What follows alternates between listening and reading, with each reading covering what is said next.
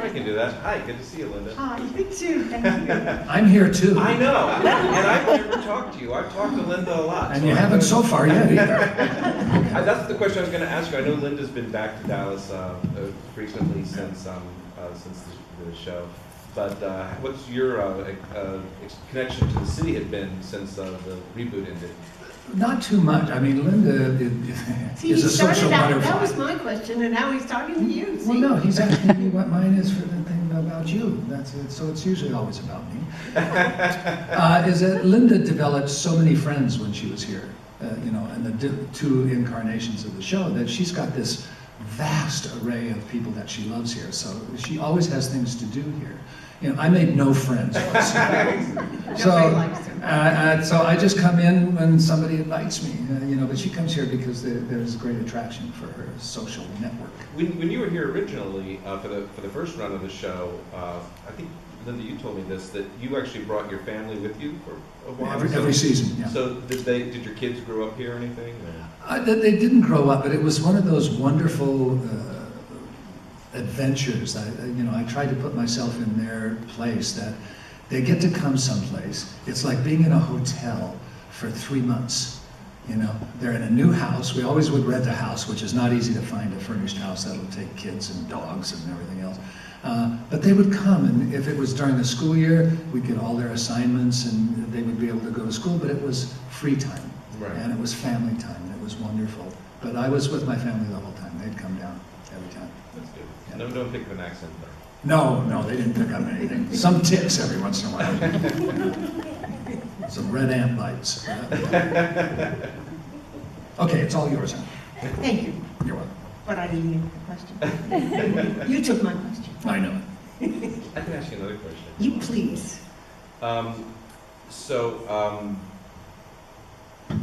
We've talked about this before, but just for everybody else. So your character has a lesbian bar named after her, Yes. and you've been to it. Of course I've been to it. Tell us about your experience at Sue Ellen's. Well, I've been to both of them. They did a little remodel and That's right, JR. change it. I've been to JR's, I've been to Sue Ellen's, I've been to Roundup across the street, because we've had such wonderful support that I wanted to see. I thought, if you have a bar named after you, will you want to go to it? Absolutely. Yes, I think everybody here would. It's like, well, out of curiosity, I want to go. I want to find out who the people are. Everybody's been absolutely great to me, and have been for, since the first show and the reboot. So, yes, I visit, I say hello, and that's it. And I always come back. So. Well, that's nice. Thanks for coming. Well, Patrick, we talked last year at the Dallas Film Festival, which I Oh, believe okay. it's been a year ago Yeah. already. And you mentioned then how amazing it is that all these years later, just the impact of people that still talk about this show. Just talk a little bit about what that means to both of you to be a part of something that has become such a cultural icon for what we do for entertainment. I actually have had to reassess my opinion about the show, about the characters, about my craft. I even sort of cringe when I think of what I do as a living as a craft. But I actually have to come to grips with that the show has such a far-reaching influence. That's not just fan-based, it's somehow personality-based and humanity-based. And Linda was talking about this earlier today, is that people on our show over the years have identified on a much deeper level than just a surface, oh, I like that character, or am I like Sue Ellen, or am I like Pamela, or, am I the good guy or the bad guy? There's an undercurrent that persisted on that show that I have to admit now has an influence on people. And I think by and large a very good influence on people. And it's important for me now to acknowledge that, to honor it in the sense of not, I've always, my wife was the first one to always slap me down on this, is to belittle the sort of thing that I do for a living because it sort of feels normal and natural. And she says, no, it's actually really good. You know, what you all do is really good and it serves a purpose. And that's kind of where I'm at now. The fact that there can even be conceived a retrospective of Dallas. I mean, is there anything on the planet that hasn't been investigated about this show? So why is there an attraction for it? It's because it goes deeper than just information. It satisfies something in people's psyche. And as long as we're a part of that and I can participate and maybe add to it, then that's a great thing to do. And I feel like my job is better as a human being if I acknowledge that and participate. So that's it. Do you sort of feel the same way? Well, I feel that it is a craft. And I'll tell the story about my dear friend Sue Ellen Ewing, who started off really doing nothing. She was pouring coffee for JR. She didn't have a name in the beginning, and for the first 2 years I was at the back of the show, never in the front with all the big guys. So I knew right then that my job as an actor is to do the research. Who was I? What was I doing in Texas? I was married to this man, this billionaire oil tycoon, but who was I? So the research began, and that's what I just turn up all the volume and find out what it was. Who was she? What was it like to live in Dallas, Texas during that time? What was happening in Texas? And I researched the women in Texas and that had made huge strides, and loved the women. Loved that we had two female governors in Texas. And so I was absolutely mesmerized because, first of all, I had a lot of time. I didn't have a lot of dialogue, but I had a lot of time. So I did the research, and I went out. What do they wear? What do they talk about? Who are their husbands? What are their shoes like? And I remember a great story in the mansion. We were invited to some event, and I was in the mansion, the ladies' room, and a woman next to me putting on lipstick had a little Judith Lieber bag about that big. I think this water bottle is bigger than the bag. And it was about this big, and she opened it, we were both putting on lipstick, and I looked down, and there was a gun in her bag. Wow. And I looked at the bag, and there was a gun and a lipstick. And I couldn't help myself, being a California girl, almost to Texan. I said, "Excuse me, but is that a gun?" And she just looked at me very calmly, and she said, "Of course, this is Texas." And I thought, yes, this is fabulous. More went into the research. I loved it. I ran home and told Leonard Katzman, our producer, I said, "Put this scene in the show. This is priceless." He never did, but I still love my story. But it was just, and I think those characters did, like Patrick said beautifully, they made an impact that was far greater than entertainment. It touched people's hearts and psyches. And if they didn't have a JR in their life in some way, shape, or form, that they could relate in some way to the Bobby character, beautifully played by my sweetheart. And Victoria and that relationship, and the JR Sue Ellen relationship. They could relate on many, many deep levels. And Miss Hadley had a mastectomy. Sue Ellen was an alcoholic. All of these things were bigger than life, but they tapped into the humanity in everybody. And I think that's what made it huge. Do you feel like the show now is more of a historical record of a historical record of the 80s and that time period, or do you think that it still has relevancy to what's happening today? How do you look at it? That's a very cyclical sort of question, because I think that the time has reverted back to sort of the same footprint that it had in the early 80s. We're relevant now by accident, perhaps, as opposed to by design. But certainly, the stars were aligned when that show went on the air to put the cast together that it had, to have the oil industry topsy-turvy the way it was in the late 70s, early 80s, to have, you know, that Republican president we had, Ronald Reagan, that was just bigger than life and kind of a cowboy.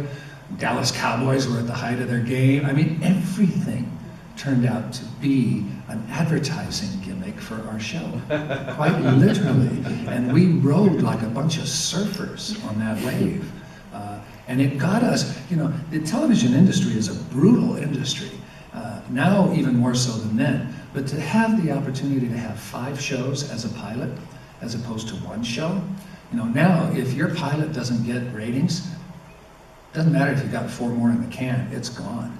You know, we had 5 shows and they went on the air. And during the course of that time, the audience started to adopt us over those 5 episodes to where we had a life that then went on, you know, we've done 16 years if you add them together of that show. So, you know, the fact that it's resurging is just that, you know, everything old is new again at some point. And that goes for politics, economics, societal problems. It's all the same. It just cycles, you know, and hopefully we take it to a slightly more humanistic level each time it comes around. That's our job. And then the show was about a family. And I think that's always the core.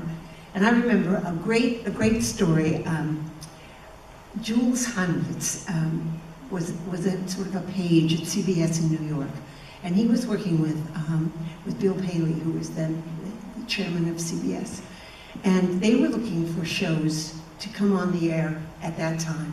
And Bill Paley said, I want a show like Giant. And he wrote that down. And then he said, you know, then to play off of that, I want a comedy. So Jules came to Los Angeles and he had a meeting with, I think it was Bob Daly at CBS in Los Angeles. And he said, well, this is what Mr. Paley wants. He wants a show like Giant, and then to offset it, he wants a comedy. So that's when David Jacobs came in and said, well, I want to pitch this show, and it was Knots Landing. And Bob Daly at the time looked down at his piece of paper, and it was like Giant and a comedy. And it didn't fit, Knots Landing didn't fit into that. And he said, well, what we're really looking for is something like Giant. David Jacobs, being the smart man that he is, he ran home and created Dallas.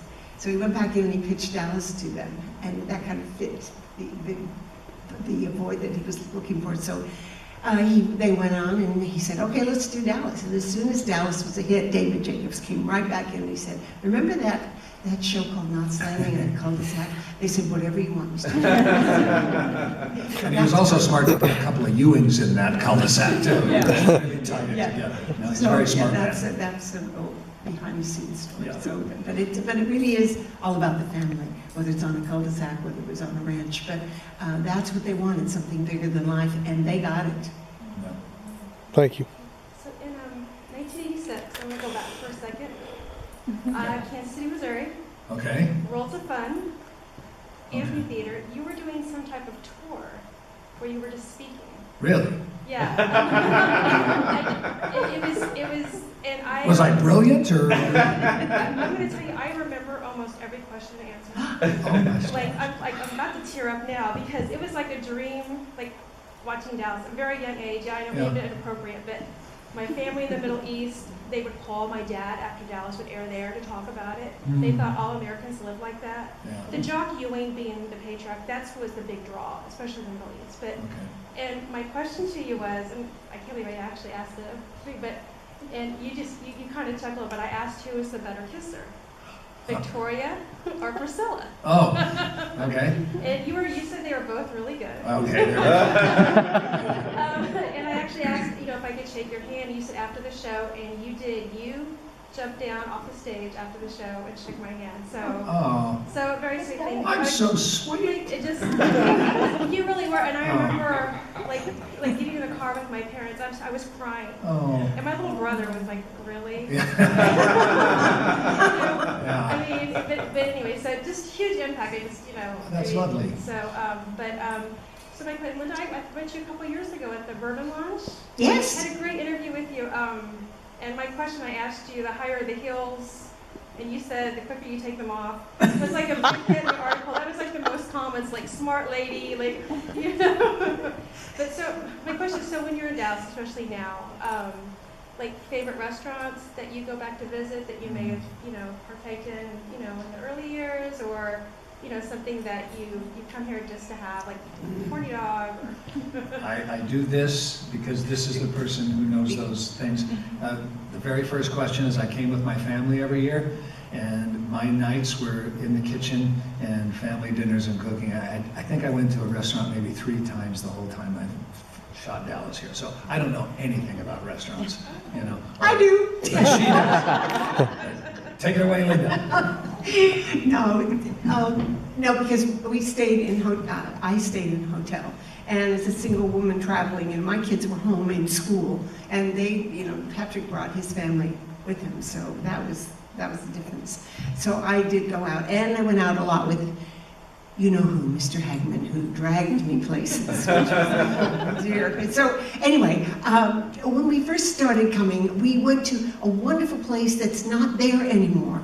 It was it was called Mama's, I think, Mama's, and we used to go on Sunday morning. Larry and I would go and then bring tamales back to Mrs. Hagman, and it was a fabulous place. Everybody would go in on Sunday morning and get their tamales to take away. But not, Larry and I would go into the kitchen and we'd sit with Mama, and we'd have our tamales with her, and her 3 boys ran the restaurant. And it's gone now, I don't know where it is. But anyway, but we followed Al Bonet when he was at the Palm, and now at his restaurant, and a charming, lovely, lovely man. So I always pop in and say hello to him and have lunch or dinner there. And we stayed at many hotels, like the mansion that Larry and I used to go down. Wolfgang Puck was the chef then at the mansion, and we would go down, and he would invite us to critique his fall menu. So we'd go and hang out in the kitchen with Wolf, in the kitchen with the chefs, all the sous chefs, and he'd give us little tasting menus, and we would taste those little tastings and make little comments like, well, what are you going to say? Well, there's too much salt in this or something, you know. So those were great things. And then I think I told Jeff Malice, I think this story. One day, Priscilla was on the show, and she was staying at the mansion. She's a great kisser, by the way. Anyway, we were all at the mansion, and Larry does deals with people, or did deals with people, I don't know what, but this was a time where he was connected with somebody who had a tin of caviar. So he said, why don't we meet at the pool? We'll take a swim. His wife, Priscilla Presley, and myself, take a swim, we'll order baked potatoes, and we'll have caviar. So there we were, we took our swim, we put on white robes, we sat down, and then the 4 of us, baked potato, sour cream, and Mr. Hagman took a big spoon and put a glob of caviar on the top of these baked potatoes. And of course we have the obligatory champagne. So that was a dinner that I had with Mr. Hagman at the mansion. So, you know, great, I've got great stories. It would take us all day to talk about restaurants and food here, but I loved here. And you don't, he cooks. Well, Patrick, what's your favorite dish? My favorite which? Dish to cook. Oh, dish to cook. Well, I live in Oregon, and I live on a river that's one of the best steelhead salmon rivers in the United States. So in the course of a season, and there's 4 runs, and this is going to bore you to tears, but I end up catching a lot of salmon, and then I cut it up, I vacuum pack it, and it's in my freezer. So I'm doing a lot of that kind of cooking, and then, you know, simple meals. I'm not an extravagant cooker, but you know, a bottle of wine and a kitchen and the right tools, you know, I'm good for about 3 hours.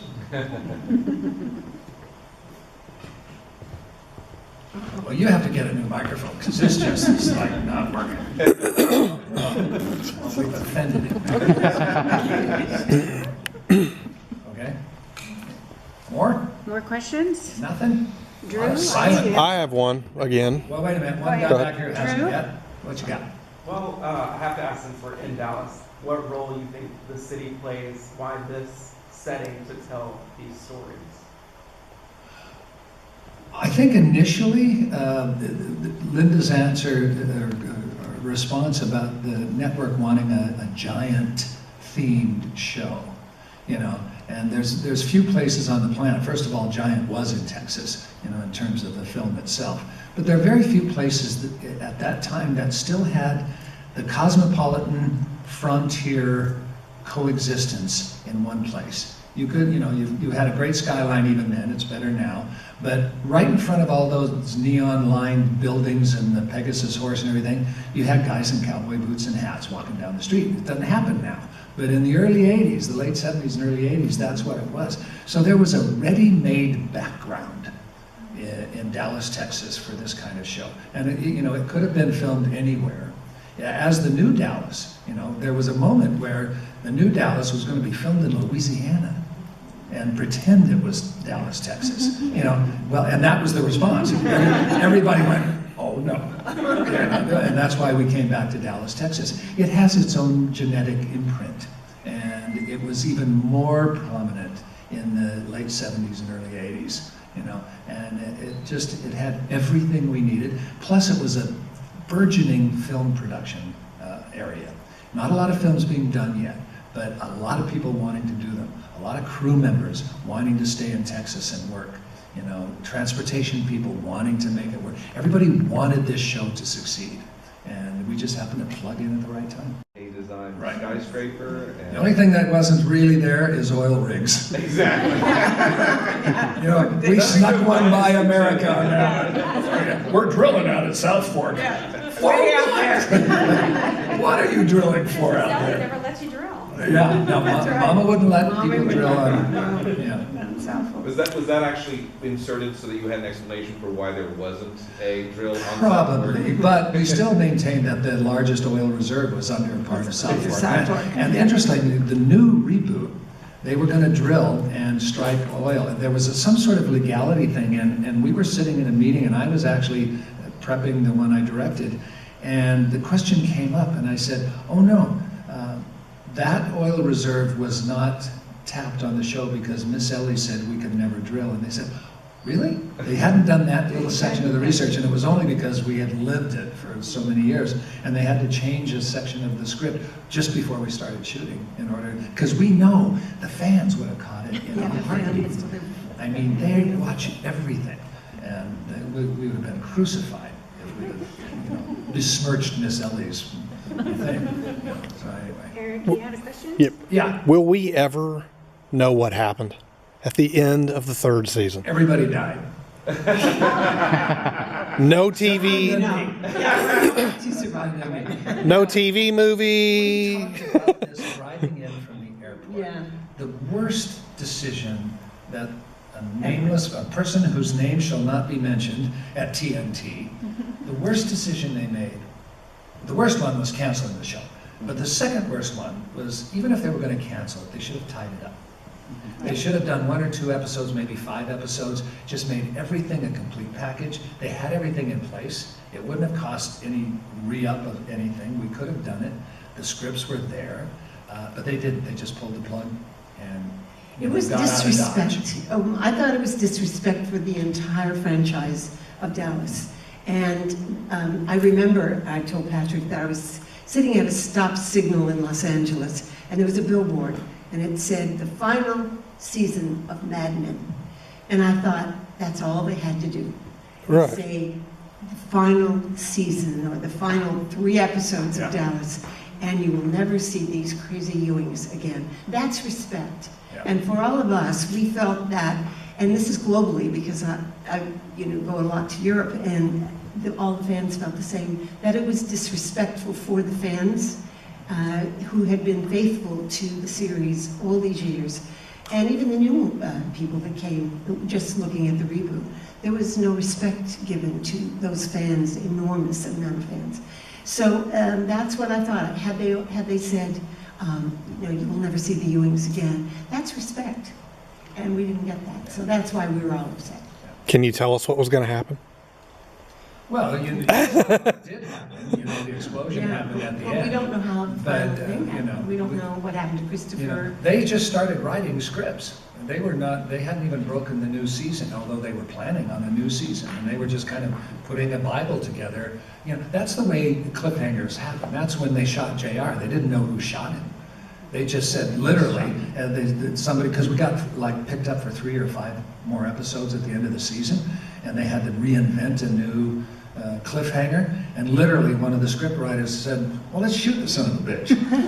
And they went, okay. And so they shot him, but they had no idea who did it until the whole season started up again the next time. So, the resolution of that explosion could have gone any way you can imagine, and we'll never know. Because you never say never, but I have a feeling, first of all, it's Linda and me now. So, pretty hard to get a franchise going. But, so I'm not sure there is yet a third resurrection of the show. So that just might go in the annals of should have been and could have been and wasn't. Okay? Thank you. Any further questions? Anybody else? Okay. You're gonna think of them on the way home in the car.